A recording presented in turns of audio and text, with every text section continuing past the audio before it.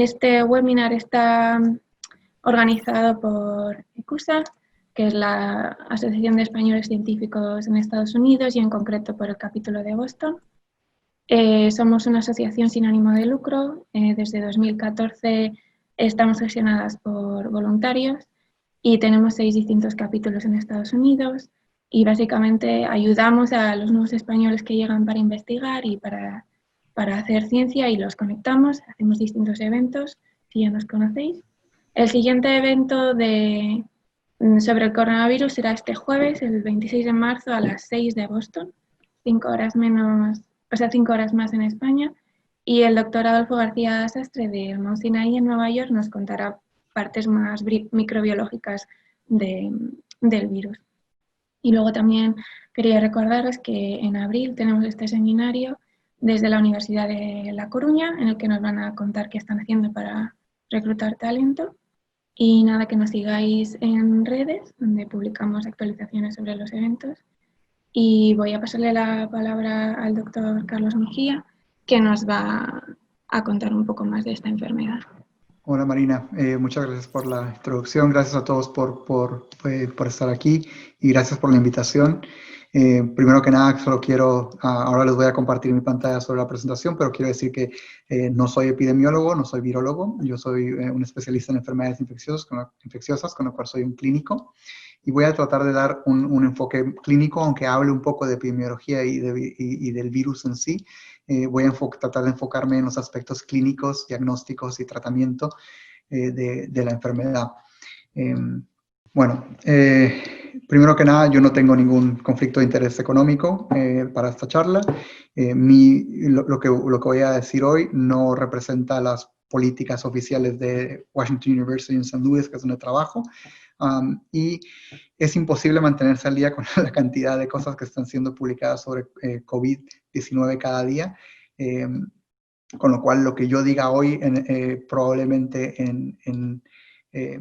cuando termine la charla tengamos nuevos datos, sean cosas que o se hayan refutado o tengamos más datos para apoyar lo que hoy presente. Entonces es importante mantenerse al día y mantenerse al día obtener información de sitios reputables.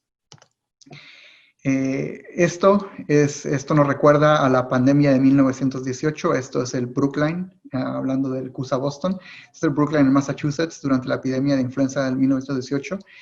Ante la abrumadora cantidad de pacientes, tuvieron que hacer un hospital de emergencia, básicamente con tiendas de campaña.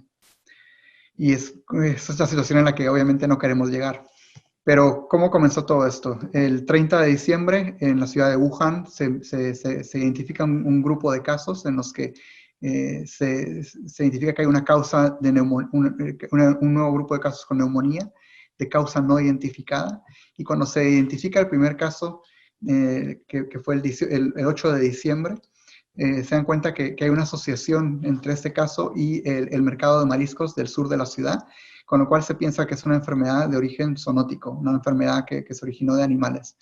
Se notifica a la Organización Mundial de la Salud el 31 y al encontrarse esta asociación con el mercado de mariscos, este mercado se cerró el 1 de enero. Para el 7 de enero, los científicos de la Universidad de Shanghai ya habían identificado que la causa de esta nueva neumonía era un nuevo coronavirus y se logró obtener la secuenciación del genoma del virus. 3 días después, esa secuenciación genética ya estaba disponible en bases de datos públicas, lo cual ha permitido obtener pruebas diagnósticas con bastante rapidez. Y el 20 de enero se empiezan a dar cuenta de que hay transmisión de persona a persona porque empiezan a aparecer más y más casos que no tienen esa asociación epidemiológica con el mercado de mariscos. Ante esto, las autoridades chinas realmente tomaron una decisión encomiable, que es unas medidas de salud pública envidiables, que fue poner en cuarentena la ciudad de Wuhan, más de 11 millones de personas. Y en el pico de la enfermedad, llegaron a poner en cuarentena hasta 50 millones de personas. ¿Y por qué es esto? Porque, bueno, antes de seguir, solo quería diferenciar dos cosas que son muy importantes. ¿Qué es el COVID-19? Es la enfermedad causada por el coronavirus, y el nombre del coronavirus es el SARS-CoV-2, el Severe Acute Respiratory Syndrome Coronavirus 2, pero no es la primera vez que nos enfrentamos a coronavirus. En los últimos 20 años ya hemos tenido 2 brotes por otros coronavirus, el SARS en 2003 y el MERS en 2012, y en ambos casos también se identificó que eran virus de origen zoonótico, son betacoronavirus que creemos que vienen de los murciélagos, que utilizan algún huésped intermedio y que durante estas mutaciones pueden transmitirse al ser humano. En el caso del coronavirus aún no tenemos datos inequívocos de que eso es lo que está ocurriendo, pero los datos sugieren que también sean de murciélagos. Y la diferencia entre el SARS-CoV o el SARS-CoV-2 que estamos viviendo ahora y el previo SARS y el MERS es que la transmisión es mucho más alta. La transmisión del SARS-CoV-2 es mucho más alta y por eso estamos viviendo esta pandemia. Entonces, cuando pensamos en SARS-CoV-2, tenemos que recordar que los coronavirus son virus grandes, son envueltos, son virus RNA de cadena positiva, es decir, el RNA se enrolla en sentido de agujas del reloj. Y los coronavirus en sí se dividen en 4 categorías, alfa, beta, delta y gamma. El SARS-CoV-2 es un coronavirus beta y comparte una secuencia, el genoma, la secuencia del genoma es 79% idéntica a la del SARS-CoV y 50% la del MERS. Cuando pensamos en coronavirus, básicamente tenemos este espectro de los coronavirus del catarro común, que dan una enfermedad leve, y por el otro lado el MERS o el SARS, en 2012 y 2003 respectivamente, que tenían, en el caso del MERS, hasta una letalidad de hasta el 35%. SARS-CoV-2 parece estar en medio de eso, ¿no? La diferencia es que estamos viendo mucha mortalidad porque tiene mucha mayor transmisión que el SARS y el MERS. Cuando hablamos de transmisión, lo que sabemos del SARS-CoV es que se transmite de persona a persona por gotas. Cuando estornudamos, cuando tosemos, podemos expulsar estas pequeñas gotitas de saliva que pueden recorrer hasta 2 metros. Y de ahí... Lo siento. Y de ahí viene la recomendación de mantenerse a 2 metros de distancia. Obviamente, si tenemos síntomas, utilizar una mascarilla para evitar la transmisión, la expulsión de esas gotas de saliva. Pero lo otro que hay que tomar en cuenta es la capacidad infectiva del virus. Y para eso, lo que utilizamos es el número básico reproductivo de un virus, que indica el número esperado de personas que van a ser contagiadas por cada caso confirmado. Entonces, recordemos, en este caso se estima, en base a los datos que tenemos actualmente, que el número reproductivo del SARS-CoV-2 es de 2 a 3. Se han escrito hasta 11, pero esto es en el crucero, el Diamond Princess, con lo cual es casi que fuera de la realidad porque nosotros no vivimos confinados en una lata de acero, como el crucero. Entonces, de ahí vienen las medidas de distanciamiento social. O sea, si yo tengo la infección y el número yo puedo infectar a 2 o 3 personas que se expongan a mí, de ahí viene yo no salgo, yo me aíslo, para transmitir para cortar la cadena de transmisión. Pero no es la única forma en la que podemos adquirir el virus. O sea, tenemos datos de que el virus permanece estable en ciertas superficies.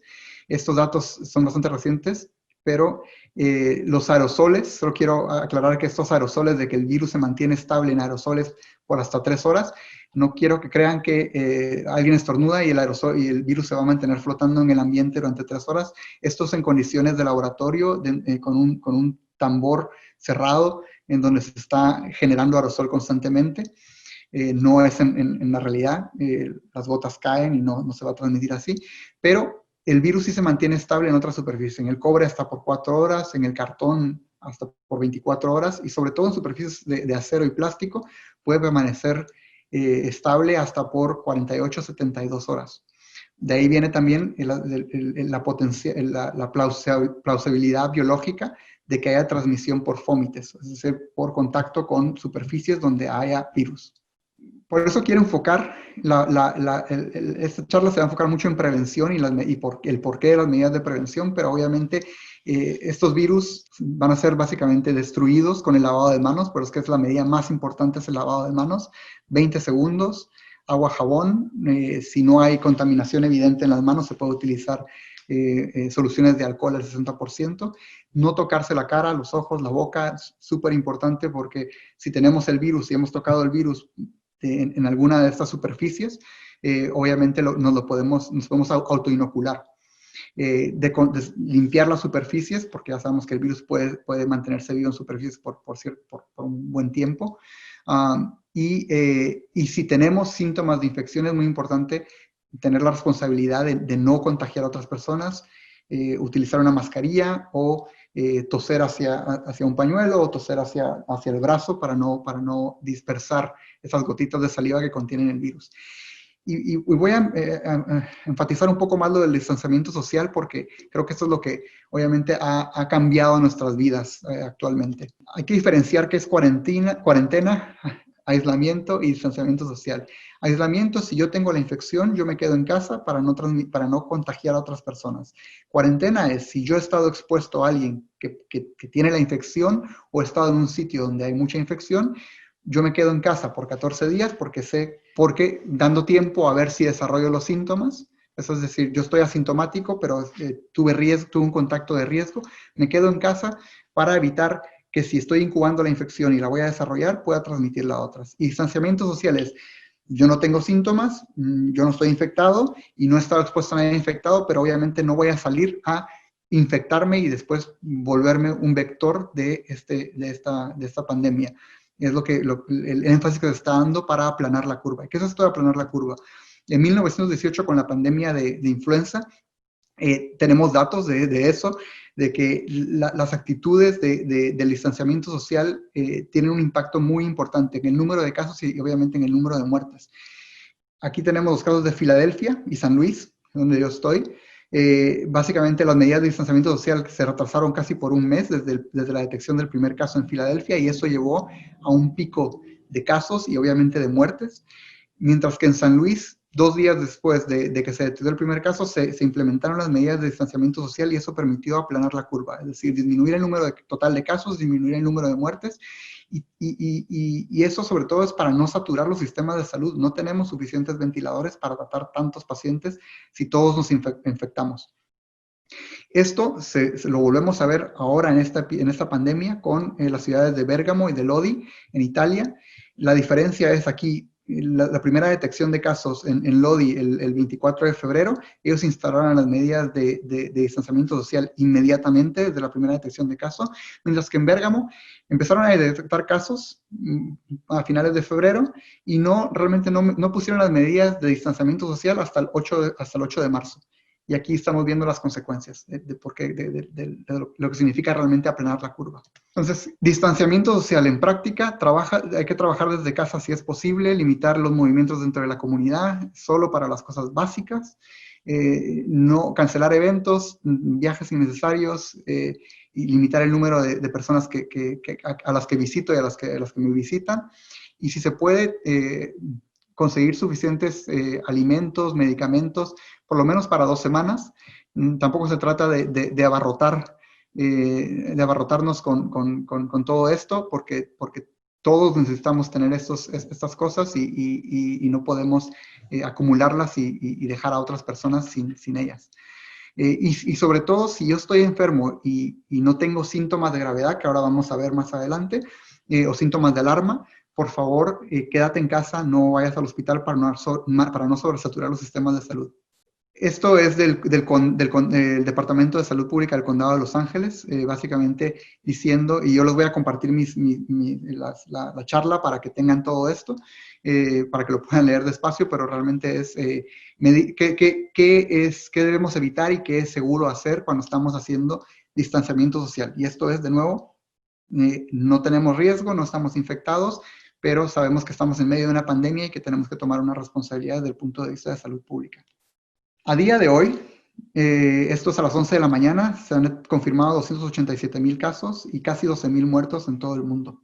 Como podemos ver, la cantidad de casos es mayor en China, Italia y España. Todo esto lo sabemos de las noticias, pero esta página de Johns Hopkins realmente mantiene al día el número de casos y es un buen recurso para poder ver lo que está pasando en el mundo. Pero lo que es más preocupante es, y esto volvemos a recalcarlo del distanciamiento social, que estamos viendo un incremento de casos diario del 33%. Y si vemos los países, la respuesta en los países ha sido muy distinta a lo que estamos viendo en Italia, en China, en España. Las curvas están bastante, van aumentando y me preocupa mucho ver esto en Estados Unidos, donde realmente parece que puede que tengamos una situación peor que la que se está viviendo en Italia o en España. Estos datos de ayer. ¿Qué sabemos? Países como Corea del Sur, Japón, Singapur, Hong Kong, lo que ha funcionado ahí es hacer pruebas masivas para detectar el virus, mantener en aislamiento a las personas que dan positivo, hacer rastreo de casos e implementar medidas de distanciamiento social, con lo cual no hay que reinventar la rueda, hay que poner en acción las medidas que ya funcionan. La mortalidad va en paralelo al incremento de casos que estamos viendo.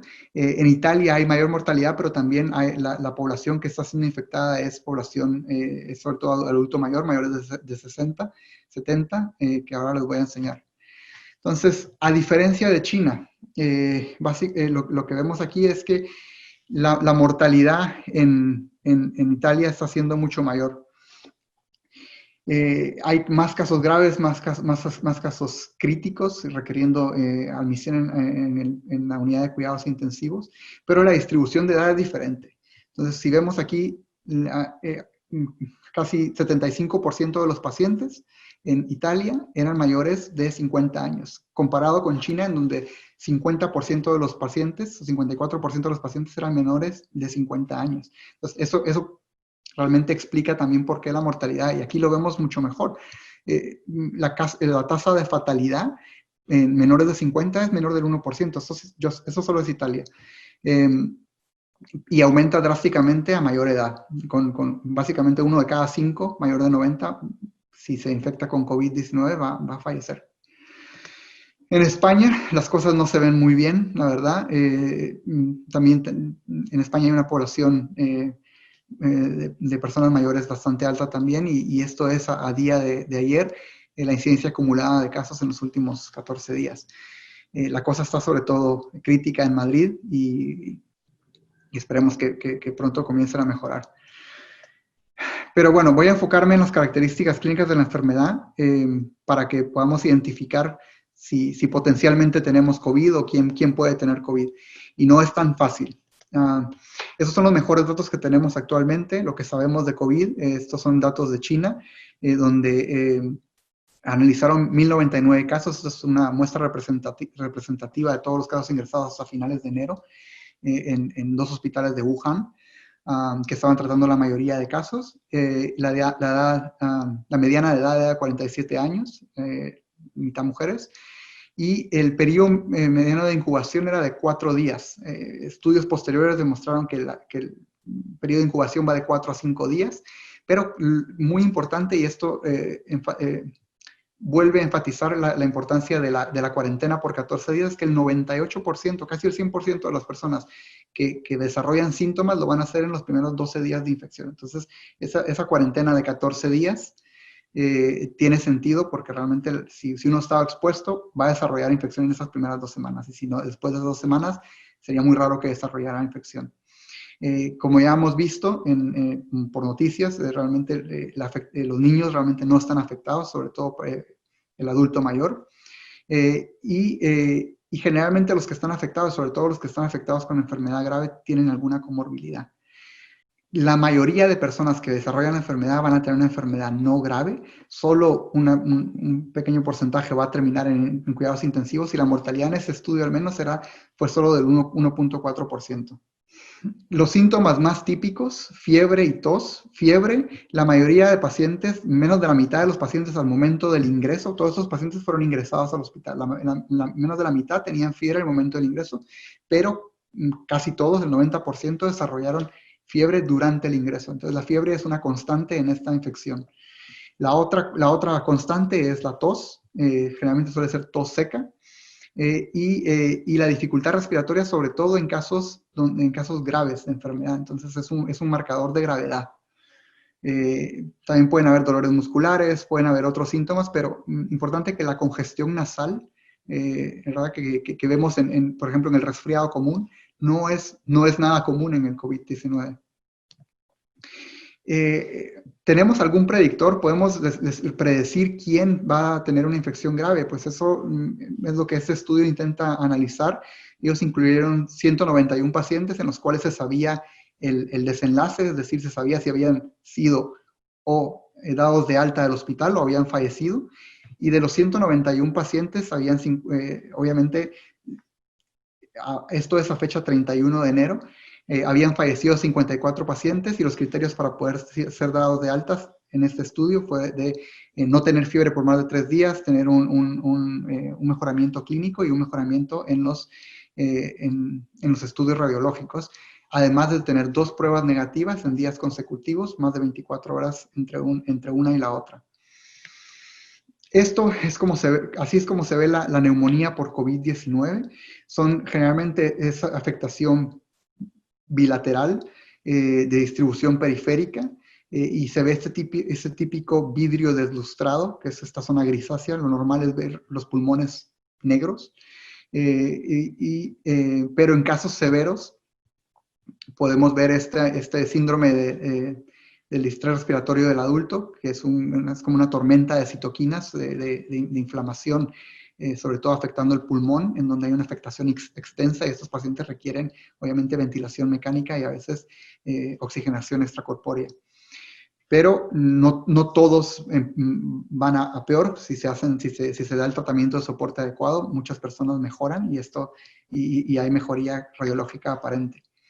Entonces, ¿qué se identificó en esos pacientes? En esos pacientes lo que se vio es que la mayoría de pacientes, en la mitad de los pacientes tenían al menos una comorbilidad. Las comorbilidades más frecuentes: diabetes, hipertensión, enfermedad coronaria.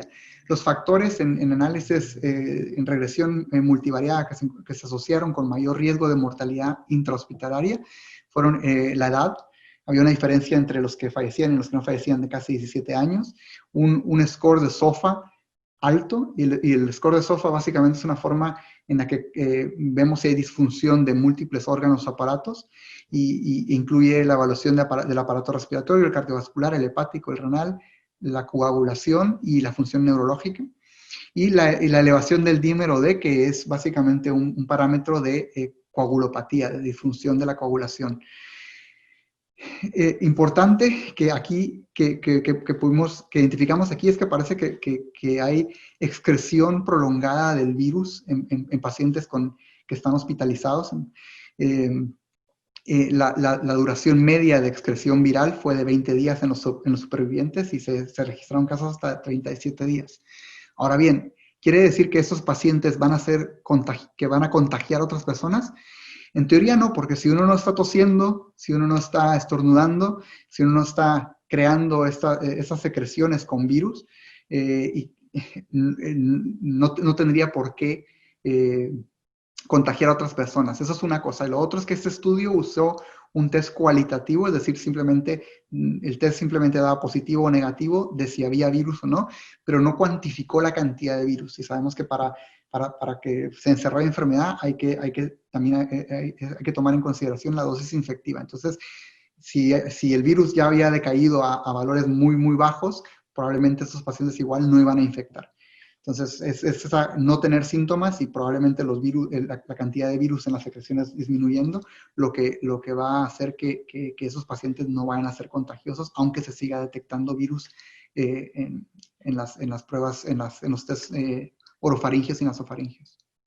Estudios también de China, lo que vieron es que los pacientes con comorbilidades, las comorbilidades que ya mencioné, diabetes, hipertensión, enfermedad cardíaca, enfermedad pulmonar obstructiva crónica, tienen más riesgo de desarrollar formas severas de COVID y de ser admitidos a la unidad de cuidados intensivos. Entonces, parece que afecta, obviamente que eso no quiere decir que gente joven no puede desarrollar no puede desarrollar formas graves de la enfermedad, pero es mucho menos frecuente.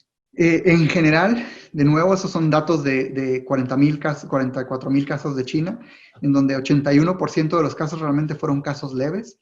14% fueron casos graves en donde había dificultad respiratoria con una frecuencia respiratoria muy elevada, baja saturación de oxígeno, pero solo 5% realmente llegaron al punto de tener fallo respiratorio requiriendo ventilación mecánica, shock séptico o disfunción de múltiples órganos, y la mortalidad en China fue del 2.3%.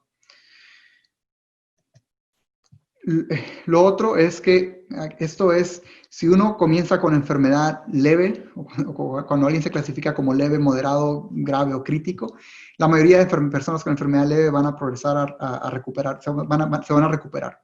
Y el tiempo medio de recuperación es de 2 semanas. Pacientes con enfermedad grave o crítica, el tiempo van a progresar más a muerte, pero también se pueden recuperar, y el tiempo medio de recuperación obviamente es más largo, de 3 a 6 semanas. Pero el tiempo medio desde que comienzan los síntomas hasta el desarrollo de una enfermedad grave, con dificultad respiratoria y pobre oxigenación, es más o menos de 1 semana. Entonces, tratando de simplificar los síntomas, el tiempo medio de incubación es de 2 a 14 días. La mayoría, en 4 o 5 días después de haber estado expuesto, va a desarrollar síntomas. Los síntomas más comunes: tos seca, fiebre y malestar general, cansancio hasta en la mitad de los pacientes, y dificultad respiratoria. Pero recordar que dificultad respiratoria es un síntoma de progresión clínica hacia formas más graves. Entonces, generalmente las personas empiezan a tener tos, malestar general, cansancio y fiebre, y no comienzan a desarrollar dificultad respiratoria hasta la segunda semana, la mediana de 8 días. Si alguien desarrolla dificultad respiratoria, esa es una indicación clara de ir y buscar atención médica. Entonces, porque 24 a 48 horas después de que alguien comienza con dificultad respiratoria, generalmente es cuando aparecen cuando aparecen la neumonía o neumonitis. Entonces, signos de alarma que deben siempre llevarnos a consultar al hospital: cianosis, es decir, coloración azul de los labios o de la cara por pobre oxigenación, confusión y dificultad respiratoria, y dolor de pecho o presión torácica. Quisiera decirles que hay una forma fácil de diferenciar entre COVID y gripe, influenza, y entre el resfriado común. Lastimosamente, como pueden ver, los síntomas se solapan bastante, y hasta hace poco creíamos que si uno tenía otra infección, es decir, si alguien empezaba con tos y fiebre, cansancio, y se hacía el test para la gripe, para la influenza, y daba positivo, que iba a ser muy raro que también tuviesen COVID. Y esos son datos de China. Inicialmente los reportes eran que menos del 2% de los pacientes iban a tener infección. Sin embargo, reportes recientes de Seattle, en el estado de Washington, muestran que hasta 20%, 1 de cada 5, pueden tener coinfección por otro virus. O sea, la gente con COVID puede tener coinfección por otros virus también. Entonces, lo más importante es, si tenemos síntomas, llamar a nuestro médico, ver cómo nos podemos hacer pruebas, pero sobre todo cómo podemos, si nos sentimos bien, si no tenemos dificultad respiratoria o ninguno de los signos de alarma que mencioné, cómo nos podemos hacer pruebas sin ir a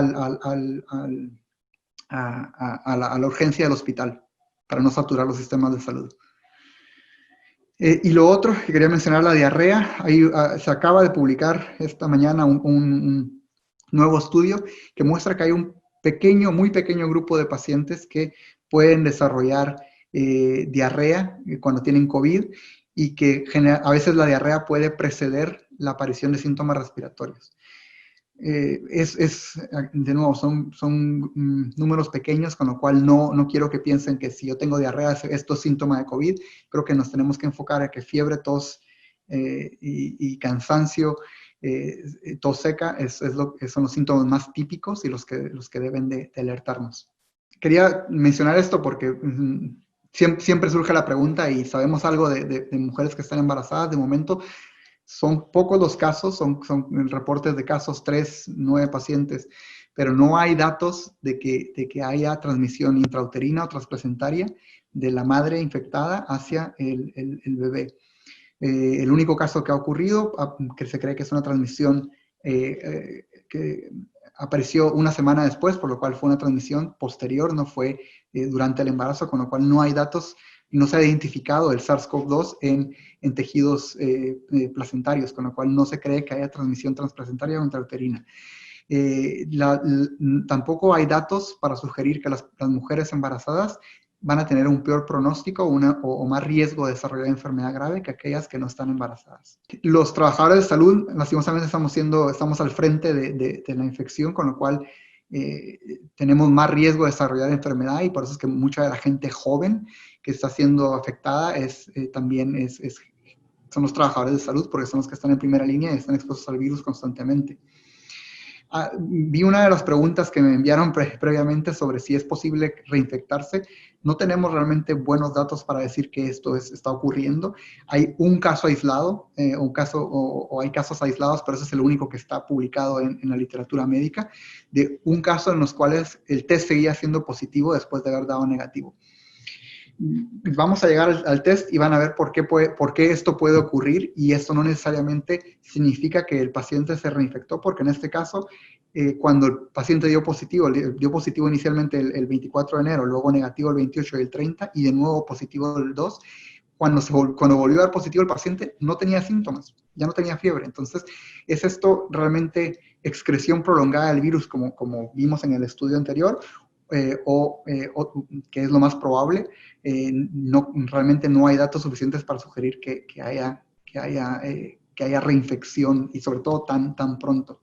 Al diagnóstico, ¿por qué diferentes países tienen diferentes políticas diagnósticas? Realmente, probablemente Estados Unidos y el Reino Unido han sido los países que han estado un poco como fuera de lineamiento con las recomendaciones de la Organización Mundial de la Salud, porque la Organización Mundial de la Salud ha recomendado: hay que hacerle test a todo el mundo, aislar a los casos, hay que buscar los contactos y ponerlos en cuarentena. Y realmente China y Corea del Sur lo hicieron muy bien, y por eso es que China hace un par de días reportó el jueves que no había tenido ningún caso nuevo de coronavirus. Y es porque implementaron estas medidas.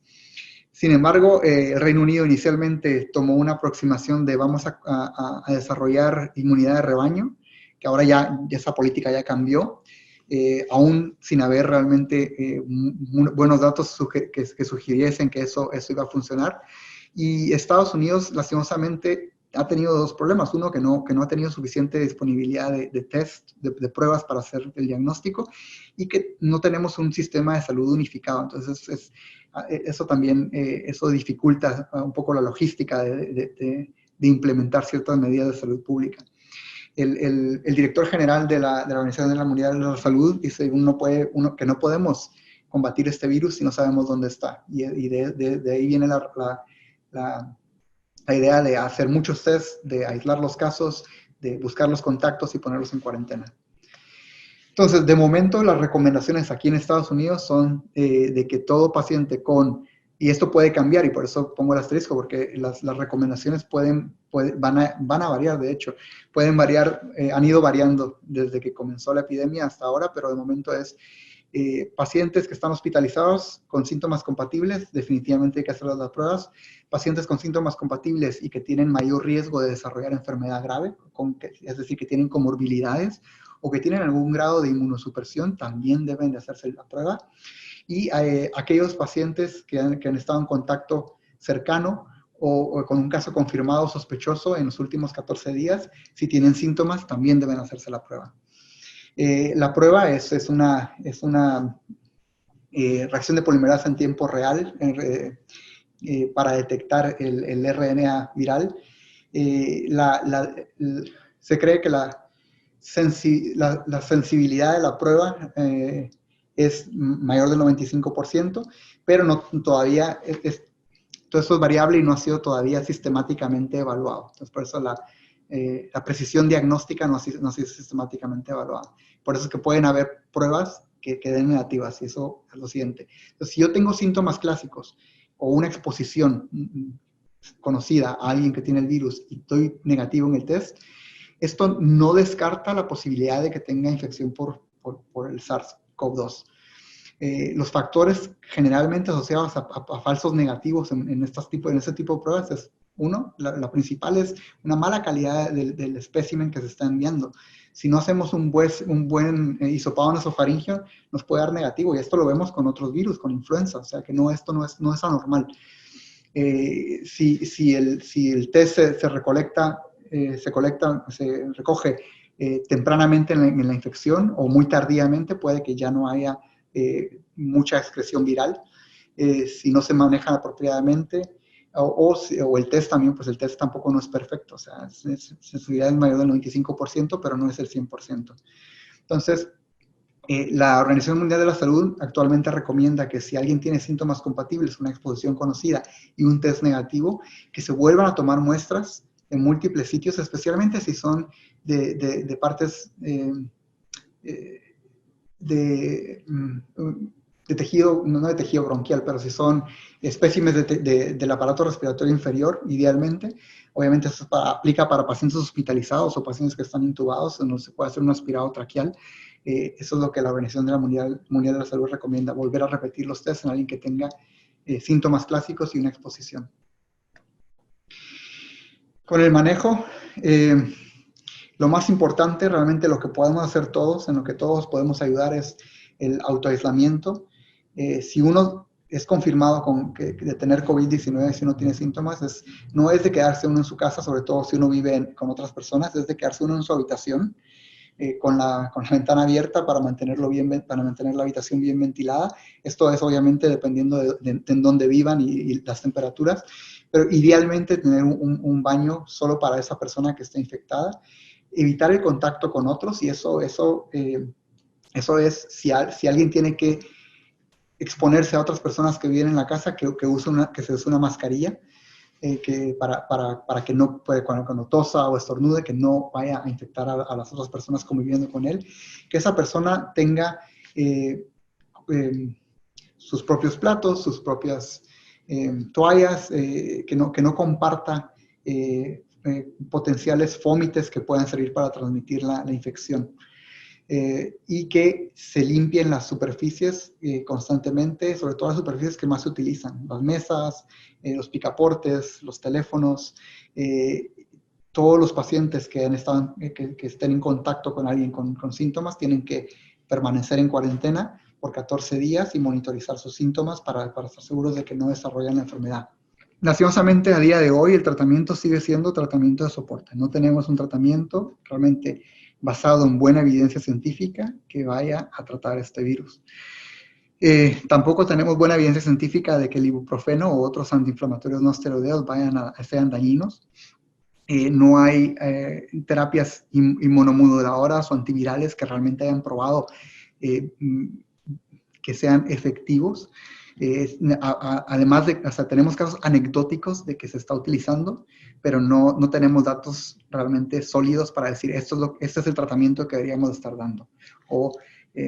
Y el desarrollo de una vacuna va a tomar más o menos 9 a 18 meses, 9 en el mejor de los casos, pero probablemente 18 meses en desarrollarse. Entonces, ¿de dónde viene el uso del ibuprofeno siendo dañino? Sabemos que el SARS-CoV-2 utiliza la proteína S, la spike protein del SARS-CoV-2, utiliza los receptores de la enzima convertidora de angiotensina 2 para entrar a las células del huésped. Y pacientes con diabetes o hipertensión que están tomando medicamentos que inhiben o bloquean este receptor van a tener una sobreexpresión de estos receptores. Anecdóticamente se ha visto también que el uso de ciertos diuréticos y ibuprofeno pueden aumentar el número de receptores de angiotensina 2 y potencialmente eso podría facilitar el ingreso del virus a la célula del huésped. Pero todo esto son conjeturas, hipótesis, que no se han comprobado. Entonces, la Organización Mundial de la Salud no recomienda en contra del uso del ibuprofeno basado en la información que tenemos actualmente. Como cualquier fármaco, el ibuprofeno o cualquier otro antiinflamatorio no esteroideo tiene efectos adversos y obviamente tiene contraindicaciones. En ciertas personas tiene mayor riesgo, personas con enfermedad renal, personas con hipertensión, pero solo en personas sanas. Eso no debería de, esta alarma de que potencialmente porque sabemos este mecanismo biológico del virus. Muchas veces esos mecanismos biológicos que suenan plausibles no terminan siendo una falsa alarma. Entonces, el hecho de que haya más receptores de angiotensinados no significa que alguien vaya a ser más susceptible a la infección.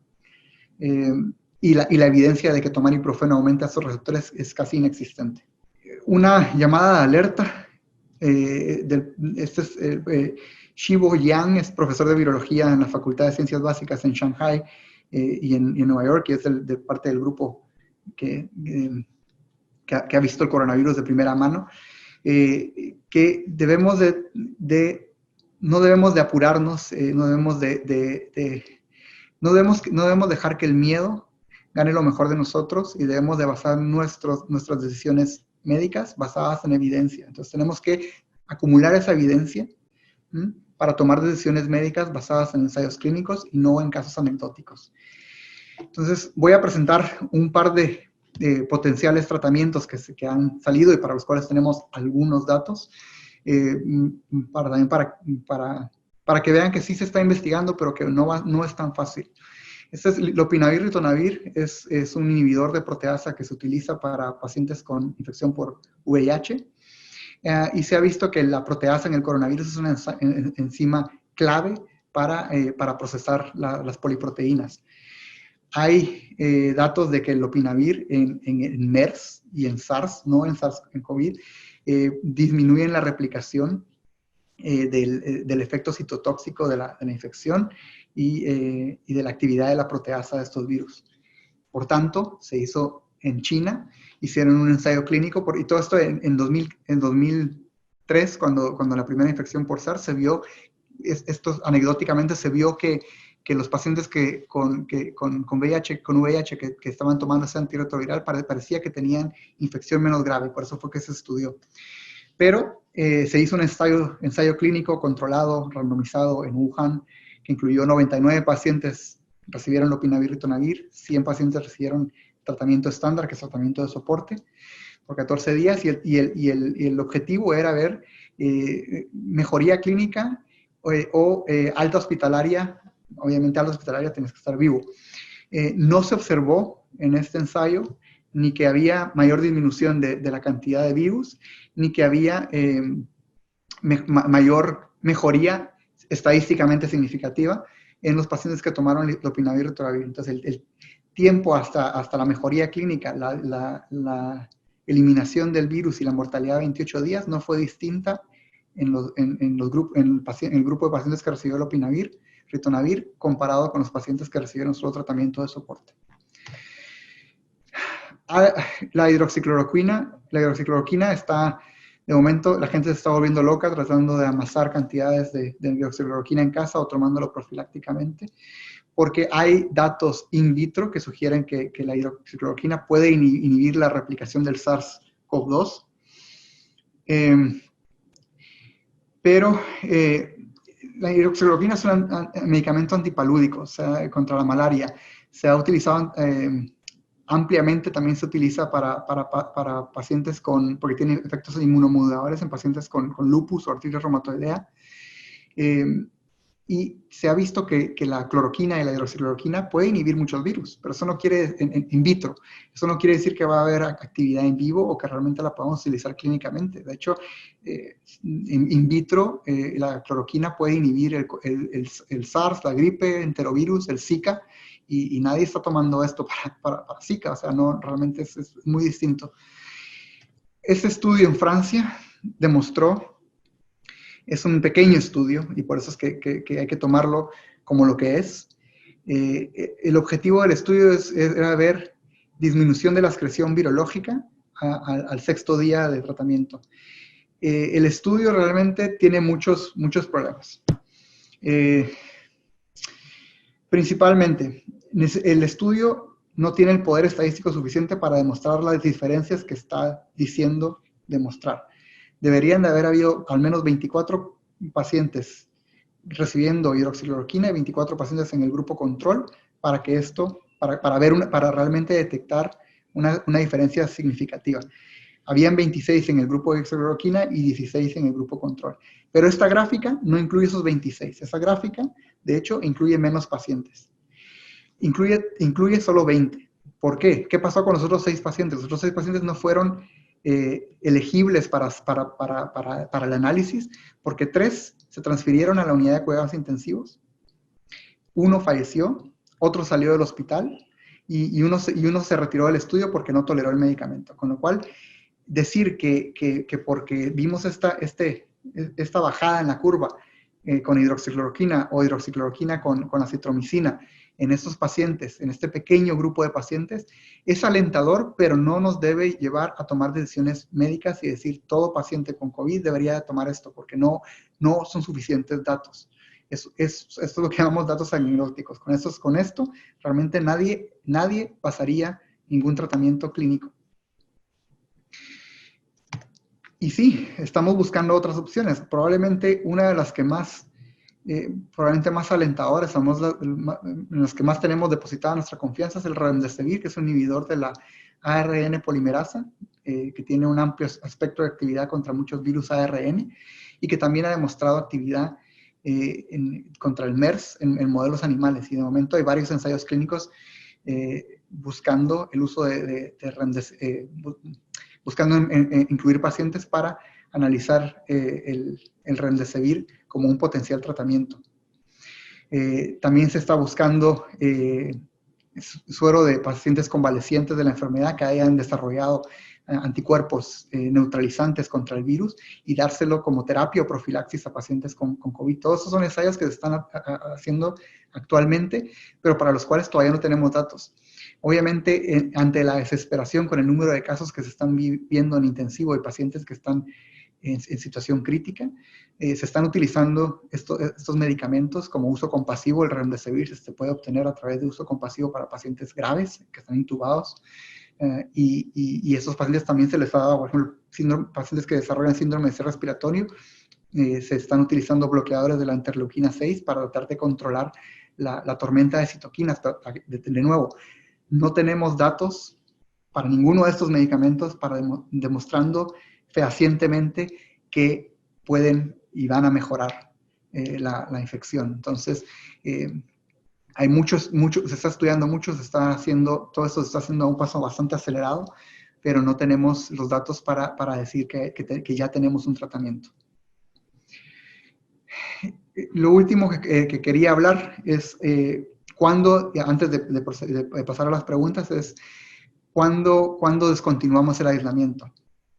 Si alguien tiene un test positivo y no tiene síntomas, que eso puede ocurrir, alguien puede haber estado expuesto y no tener ningún síntoma y tener la infección pero no desarrollar la enfermedad. Generalmente 7 días de aislamiento suele ser suficiente. Estas son las recomendaciones actuales de la CDC, pero esas recomendaciones pueden cambiar y obviamente cambian dependiendo de la jurisdicción en donde estén. Con lo cual siempre hay que atenerse a las guías locales. Si alguien tiene un test positivo y síntomas, hay 2 formas de hacerlo. Se puede basar simplemente en base a las características clínicas. Si alguien ya no tiene fiebre por 3 o más días, tiene mejoramiento de los síntomas clínicos han pasado más de 7 días desde que los síntomas aparecieron, esa persona puede descontinuar su aislamiento. Y se puede basar también en test, haciendo también que el paciente no tenga fiebre, que haya mejorado clínicamente y que tenga 2 test negativos en el test nasofaringeo para el virus con 24 horas de separación. Y esto sobre todo es recomendado para pacientes que tengan algún grado de inmunosupresión, pacientes tomando corticosteroides o pacientes con cáncer, terapia, porque los pacientes con inmunosupresión en general, no solo para el COVID, pero para otros virus, presentan una excreción viral más prolongada. Finalmente, les quiero dejar esos recursos porque, como ven, hay bastante información, muchísima información, probablemente más de la que se pueda procesar en tiempo real. Pero creo que es importante que no nos dejemos llevar por el miedo que circula en las redes sociales, que no nos dejemos llevar por lo que alguien publica en Facebook o en Twitter, si no viene de una, si no viene if it's not from a reliable source. Lo siento, se me trabaron las palabras. Para eso, los mejores recursos probablemente desde el punto de vista de salud pública y las recomendaciones que debemos seguir las podemos encontrar en las páginas de la Organización Mundial de la Salud y en la página de la CDC. Y el Ministerio de Sanidad también tiene buenos recursos, sencillos, fáciles de acceder. Y luego, si quieren saber sobre qué está ocurriendo en la literatura científica, el LeadCovid es básicamente un centro de literatura que se hizo para rastrear toda la información científica actualizada sobre el coronavirus, el SARS-CoV-2, básicamente identifica, selecciona, identifica y clasifica los artículos más relevantes respecto a COVID-19. Y si quieren saber qué investigación se está haciendo, sobre todo en el Instituto Nacional de Salud en Estados Unidos, pueden ir a la página del NIH, tienen una área de bota solo para toda la investigación que se está haciendo en coronavirus. Y por favor, no hacer caso omiso a lo que digan los políticos o gente que no son médicos, sobre todo médicos especialistas en infecciosas. Y si hay dos personas en las que pueden confiar, por ejemplo, el doctor Anthony Fauci, es el director del Instituto Nacional de Alergias y Enfermedades Infecciosas de Estados Unidos desde 1984, ha lidiado con más de 6 presidentes, diferentes epidemias, incluidos Ebola, SARS, y es una persona muy inteligente, es una voz de sabiduría y razón y de calma en estos momentos difíciles. Es una persona que merece la pena escuchar. Carlos del Río es profesor y jefe de Departamento de Salud Global de la Universidad de Emory. Ellos son personas que realmente merece la pena escuchar si tienen alguna duda. Y eso es todo lo que traía para hoy. Muchas gracias a todos por haberme escuchado. Espero haber aclarado algunas dudas y sobre todo no haber generado más, porque yo sé que hay mucha información y es muy difícil discernir lo que está ocurriendo. De nuevo, muchas gracias. Los dejo entonces.